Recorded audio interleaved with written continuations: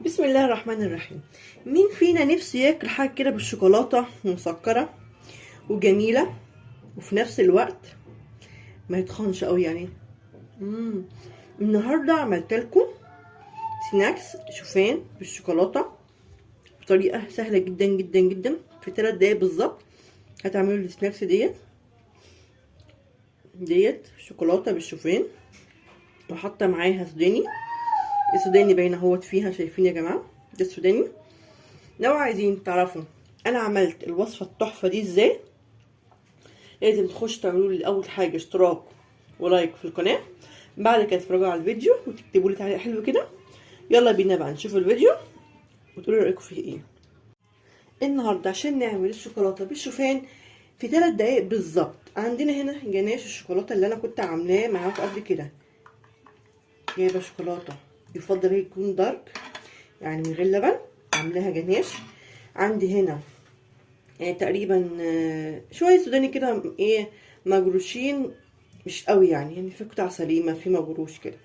عندي جايبه هنا ربع كيلو من الشوفان، رحت عند العطار جبت ربع كيلو من الشوفان، ودي تقريبا اكتر من ربع كيلو شوكولاته، يعني حوالي 350 جرام. هعمل ايه بقى؟ اول حاجه انا هحطها السوداني، احطه على الشوكولاته واقلب، وهجي نضيف الشوفان حبه حبه لغايه ما احس ان الشوفان يعني ايه مسك في الشوكولاته، او الشوكولاته اتشبعت من الشوفان. شايفين؟ تبقى جميله جدا يا جماعه فعلا. والواحد لو عايزه تاكل شوكولاته كده وتحس يعني ايه، مش تحس بتأنيب ضمير انت تتخني قوي، لا الوصفه دي جميله على فكره جدا. هو تقريبا كل ربع كيلو شوكولاته بياخد ربع كيلو شوفان، فانا حبيت اعمله قدامكم كده اهو. شايفين؟ سهله وانتوا واقفه، ما بتاخدش حاجه خالص يعني، ما بتاخدش الهوا. شايفين الشكل اهو؟ لسه ما تشربش، لسه فيه سوائل. هزود شوفان تاني، هقلب. ولا عايزاه يبقى عجينه متماسكه ولا عايزاه يبقى سايل، انا عايزاه تبقى معقوله كده. شايفين اهو؟ احط الشوفان يمتزج بالشوكولاته والسوداني. شايفين؟ لسه شويه. احط بقيه الشوفان.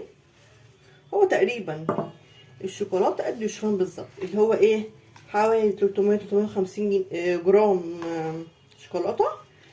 عملتها جناش، حطيت نص كوبايه لبن على النار او ميه بقى، الناس اللي عايزه تستخدم بالميه، وعليها وغليتها. وبعد كده حطيت اهو السوداني قدامكم والشوفان بس كده. شايفين اهو؟ هجني بقى اقلب فيها لغايه ما الشوكولاته تبقى متماسكه جدا جدا مع الشوفان. شايفين الشكل اهو؟ انا بقلب قدامكم اهو. بصوا يا جماعه اهو، شايفين اهو كده؟ تمام تمام تمام. شايفين اهو؟ كل ما اقلب كل ما الشوفان هيشرب الشوكولاته. ايوه كده.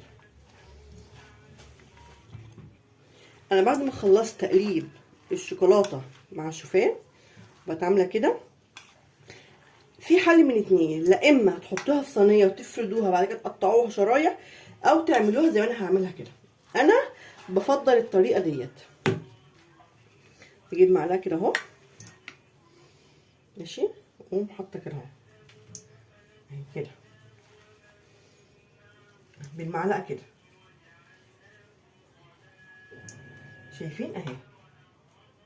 اهي بفرد كده. دي حاجه سهله جدا وبسيطه.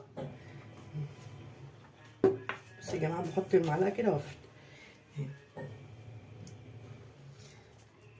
واسيبها بقى، ادخلها التلاجة ربع ساعه تقريبا لغايه ما تتماسك وهتبقى عامله زي المقرمشات بالظبط. يبقى احنا كده عملنا مقرمشات الشوكولاته بالشوفان في 3 دقايق ومفيش مكونات اصلا، يعني حاجه كده هايفه الهيافه. هفرد طبعا هخلص كل الكميه ديت وهدخلها التلاجة لمده ساعه واحده هيلاقي كل حاجة تماسكت مع بعضها. هدخلها بقى، اخلص المقدار ده وادخله التلاجة، وهرجع اوريكم الشكل النهائي بيبقى عامل ازاي. استنوني. انا كده خلصت الشوفان بتاعي وحطيته في الفريزر شويه، وطلع بهذا الشكل التحفه الرهيب. سناكس كده، شوفان بالشوكولاته تحفه. بصوا يا جماعه، طعمه احلى من فظيع. شايفين؟ جميل جدا جدا جدا، وميبقاش ناشف، لا حلو، بيبقى فعلا كده هي يعني ايه، حاجه كده بالشوكولاته كده جميله، سناكس كده جميله. لو بقى عجبكم الفيديو ما تنسوش تدعموني بلايك واشتراك في القناه. والسلام عليكم ورحمه الله وبركاته.